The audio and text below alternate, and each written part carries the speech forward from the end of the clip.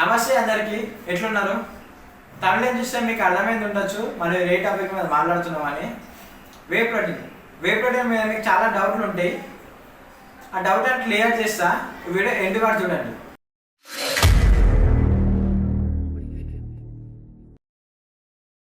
చాలా మందికి ఒక డౌట్ ఉంటుంది, వే ప్రోటీన్ వల్ల మనకే సైడ్ ఎఫెక్ట్స్ వస్తాయని. సైడ్ ఎఫెక్ట్స్ అనేది రావు. వే ప్రోటీన్ అనేది మిల్క్తో తయారవుతుంది.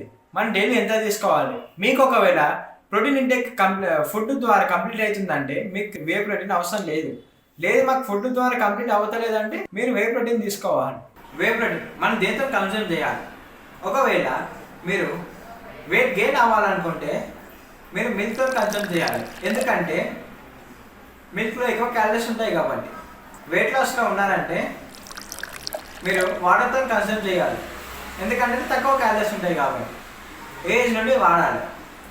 1 year పిల్లవాళ్ళ నుండి 70 years వరకు వాడవచ్చు. చాలా మందికి ఈ డౌట్ ఉంటుంది, వే ప్రోటీన్ స్టెరాయిడ్ అని. వే ప్రోటీన్ స్టెరాయిడ్ కాదు. ఏమో సైడ్ ఎఫెక్ట్స్ అంటే సైడ్ ఎఫెక్ట్స్ ఏం రావు.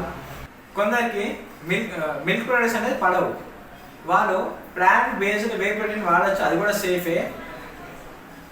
మన డైలీ ఎంత తీసుకోవాలి? ఒకవేళ మీకు ప్రోటీన్ ఫుడ్ ద్వారా మీకు ప్రోటీన్ ఇంటేక్ కంప్లీట్ అవుతుందంటే మీకు వే ప్రోటీన్ అస్సలు అవసరం లేదు. మాకు ఫుడ్ ద్వారా కంప్లీట్ అవుతలేదంటే మీరు వే ప్రోటీన్ వాడచ్చు. వే ప్రోటీన్లో చాలా రకాలు ఉంటాయి. బయోజన్ అని, ఐసోలేట్ అని, ఇట్లా చాలా రకాలు ఉంటాయి. ఇవి కొద్దిగా ఎక్స్పెన్సివ్ ఉంటాయి. మీకు బడ్జెట్లో కావాలంటే రా వే ప్రోటీన్లో ఉంటుంది, దానిలో ఫ్లేవర్స్ ఉంటాయి. అది కూడా కావాలంటే నేను లింక్ డిస్క్రిప్షన్లో పెడతా, అక్కడికి మీరు చెక్అవుట్ చేసుకోవచ్చు. ఇంకా మీకు ఏమైనా డౌట్లు ఉంటే కింద కమెంట్ సెక్షన్లో కమెంట్ చేయండి, నేను రిప్లై ఇస్తాను. ఉంటాం. పీస్.